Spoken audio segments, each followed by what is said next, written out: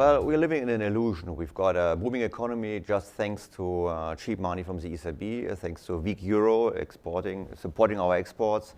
We are selling our goods on credit to the rest of the world, which is more and more over-indebted. Therefore, it's a fairy tale concerning our incomes. Our incomes and the illusion which are not sustainable as they are currently. In addition, if you look at the private wealth, private households in Germany belong to the poorest in the Eurozone with about 60,000 euro net wealth per household. If you compare to Italy having more than double the amount, France roughly double the amount, and Spain also much richer, you can really come up and say, well, Germany is not as rich. Finally, you could say, well, it doesn't matter because then the government is rich because you got this so-called black zero.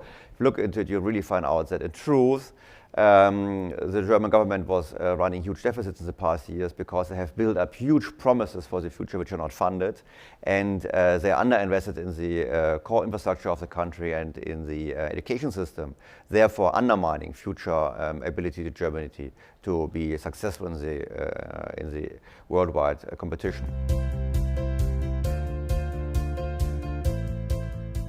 If you look at the coming 10 years, what we will see is a huge shift in demographics in Germany. The workforce is going to shrink significantly. We have based our industries on old industries from the emperor's time, as I used to say, because automotive, machinery and equipment, chemistry, it's all been already founded in the more than 100 years ago. We have now the situation that we have new technology where we're not taking part. So if you've got infrastructure, as we discussed before, falling apart. I'll just give you one data point. We always talk about digitalization. In Germany, about 2% of the private households have glass fiber for the internet connections. In Spain, it's 50%, just to give you this data point. We have a backlog in infrastructure investment for the motorways of more than 150 billion euros in Germany. Therefore, what we've been doing in the past years, we had a big party.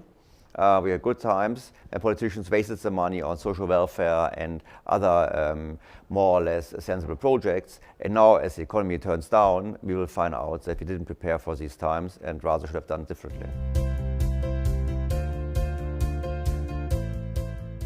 Well, we should start to invest. We have to invest in infrastructure, we have to invest in digitalization, we have to fix our school system, we have to make it more attractive to invest in Germany, in new industries, to build up new industries. There's lots to change, but the principal problem we are having is that the majority of voters now tends to be old, and the old people rather vote for more pensions and for more healthcare, and they don't care as much for the future of the country. Therefore, my hopes for a fundamental change are low, but there would still be, we still have a bit of time to change, but I doubt it's going to happen. And then the implications for Europe are significant because currently Germany is a backstop for the euro, but if you really look into it, given demographics, given our true performance, we will even not be in a position to sustain the euro, even if we were willing to do it. So overall, we are running into very difficult times here.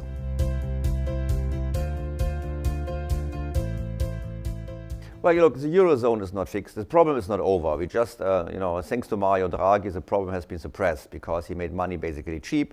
The whole industry is benefiting from it, so everyone is happy. But the reality is it just was buying time for politicians to do their homework.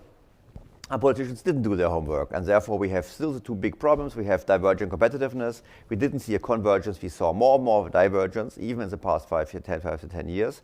We have a huge gap in competitiveness, which is not closing. We have very high debt levels of the public sector, but also the private sector, and therefore we have a problem.